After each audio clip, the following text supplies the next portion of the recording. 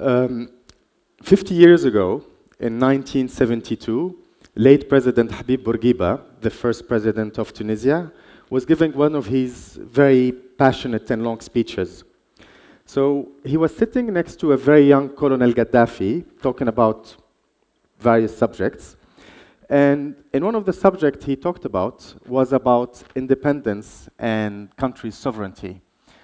Let's watch the video for it's 1 minute video.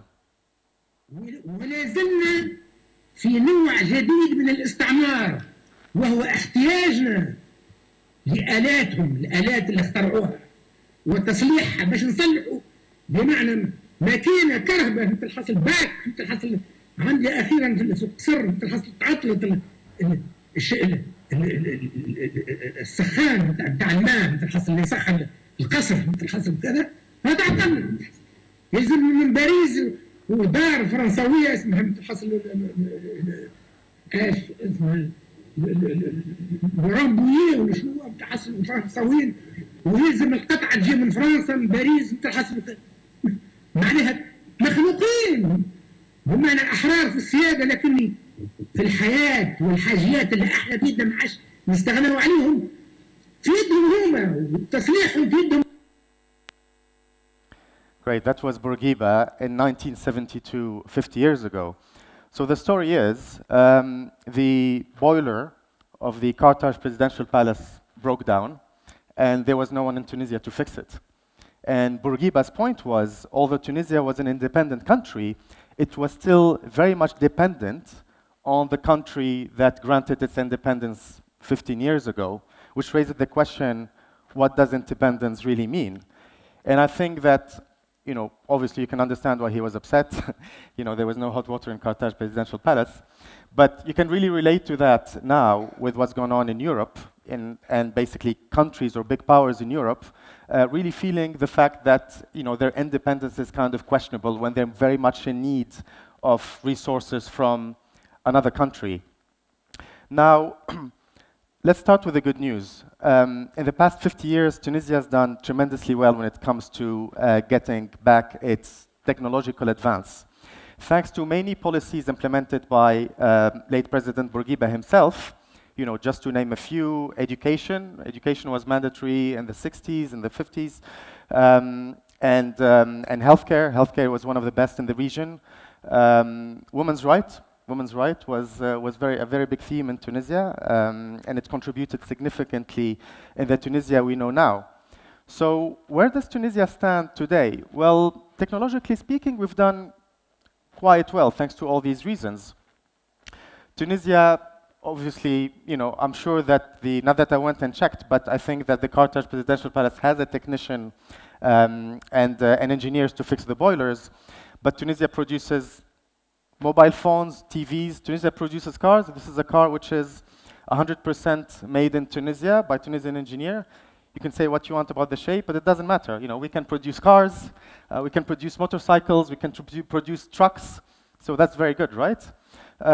Tunisia today produces airplanes. This airplane is 100% Tunisia made. This airplane is produced in Sousse. It's what we call a very light aircraft. It's mainly used for pilots training. But it doesn't matter, you know, it's Tunisia produced, you know, this is kind of a Tunisian product. It gets exported, you know, kind of all over the world, and it's something to be proud of. Tunisia today produces satellite. This is Challenge 1. This is a Tunisian satellite. It was launched last year. It's still operational, it's still in orbit, it hasn't fallen down. This is what we call a Nano Satellite. It's really, really tiny. You can literally fit it in your bag. It's I think it's 10 by 10 by 30. But it doesn't matter. You know, this is a Tunisian satellite. So Tunisians can create satellites. And this is kind of a big deal. Actually, for the record, Tunisia is the only country in North Africa that's launched its own satellites. Okay, so we're number 1. And in Africa, we're number 6. So this is something, again, to be kind of proud of. Now, I know what you're all thinking. Yes, but like today, it's really not about, you know, polluting cars and mobile phones and what have you. Today, it's about the disruptive technology, right? The disruptive technology, you know, the blockchain, artificial intelligence. where even in that field, Tunisia has been doing extremely well, thanks to various initiatives. Startup Act is one of them, and other initiatives. Tunisia has, very, very promising, ecosystem within that disruptive technology. And there's various initiatives in blockchain and kind of other, other technologies like this. So I think overall, let's agree that Tunisia got some kind of a independence or technological independence since the last 50 years, which is something kind of we should be happy with. And kind of remember, what Bourguiba was criticizing 50 years ago is not a problem which is specific to Tunisia. This is a problem specific to all these countries which gained their independence in the 50s, the 60s, the 70s. But when you kind of think about it, was it really such a big deal that a country depends on another country? Where's the problem if a country exports, or overproduces olive oil and exports it to somebody who doesn't produce olive oil? Tunisia produces olive oil and phosphate. Scotland doesn't produce olive oil. It doesn't make Tunisia better than Scotland, just that Tunisia's soil is prepared to host, olive trees. And that's absolutely fine with it. Actually, when you think about it, for not decades, for centuries, countries have been trading between each other, and there's always been some kind of dependence between countries, and no one really questioned it. It was absolutely fine. Since the start of times, we've had all these trading routes. We've built roads since the Carthage and Roman empires, and then we started building ships. We started putting commodities and goods on ships, taking them from a place to another. And no one really complained. No one said, oh, I'm depending on that country or that country. We've had the spice routes out of India. We've had the Silk Road. We've had the exports or the trade of sugar out of Brazil, tobacco out of what's today the United States of America.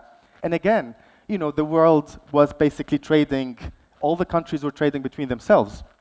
Now with technology, what had been happening in the 80s and the 90s is we entered a new era, which is the era of globalization. And this is where basically we all became a single big family. Everybody became, we started building bigger ships, technological advances, our ports, the infrastructures in ports and airports became much, much better. So we've been able to transport more things from country A to country B. And what we ended up having in globalization is all the planets being interdependent. When you see this, everybody was part of this global supply chain. Same with Tunisia. Tunisia, with Loi 72 that everybody knows, we used to kind of import A, B, C, manufacture it all together, and send it as product F. No one complained. It was absolutely fine. So everybody was part of this global supply chain where countries interdepend between each other, commodities, export, manufacturing, what have you, never been an issue, right? And then, with more technological advances, in the 90s, we started having, telecommunications, satellites, mobile phones, okay? The internet started in the 90s, okay? And then allowed more export of services. You remember the call centers, Tunisia call centers in Tunisia, call centers in India and Vietnam. All of that made the country, made the planet Earth, a much smaller place because everybody's working with everybody else. And there was no problem. No one said, oh, where's my sovereignty when it comes to basically importing goods or services? It was absolutely fine.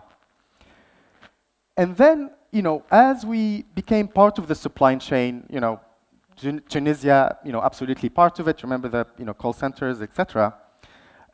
One of the factors that really fueled this expansion of globalization was not only the free movement of goods and services, as we've seen in this kind of global supply chain, but also the free movement of money, okay?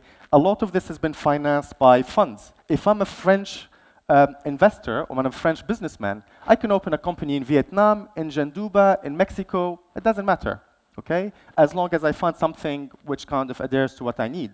And that's kind of fantastic. But then we started seeing some hiccups. Before the hiccups, emerging markets like China, Tunisia, one of them, Latin America, they've had a fantastic period of growth. as they've been exporting more, they've been kind of part of the supply chain. And what we've been seeing is the GDP, the growth in these countries have been rising, and a lot of people came out of poverty, which is a good thing, right? So globalization is fantastic. We started seeing the first cracks back in 2008, in the financial crisis. When the financial crisis came in, basically it kind of was the first bump, the first hiccup in this kind of overall, we're a happy family, all of us together, okay? Then came something even more interesting, which is the rise of nationalism and protectionism. Remember this guy? So Donald Trump in 2016 came to power with the promise of making America great again, okay? So with making America great again, the Trump administration, when they came to power, they started imposing tariffs on Chinese goods, on Canadian goods, on Mexican goods, on EU. They've started revising all these kind of contracts, putting a significant slowdown in this all kind of supply chain where everybody's interconnected. Another one came on. This is a much slimmer Boris Johnson before he became prime minister. Basically, it's the same rhetoric. It's the same speech. It's taking back control, making America great again, taking back control. So everybody started paddling back in terms of all this growth of us being a happy family, all of us together, global nations, etc., etc.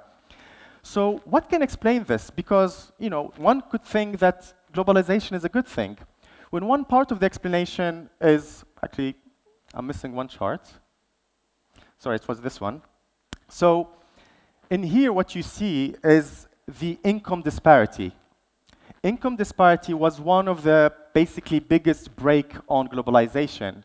What you see on this chart is when globalization started in the 80s, the 90s, the difference on the income side between the poor, the people and the low end, and the very rich started widening.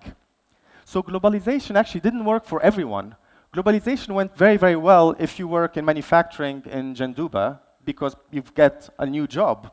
But if you're working in manufacturing in Detroit in the US, you have no chance against the worker in Mexico, because Mexico is cheaper than the US, and that's the reality. The call center guy in Tunis is much cheaper than the call center guys in Paris, and it is what it is.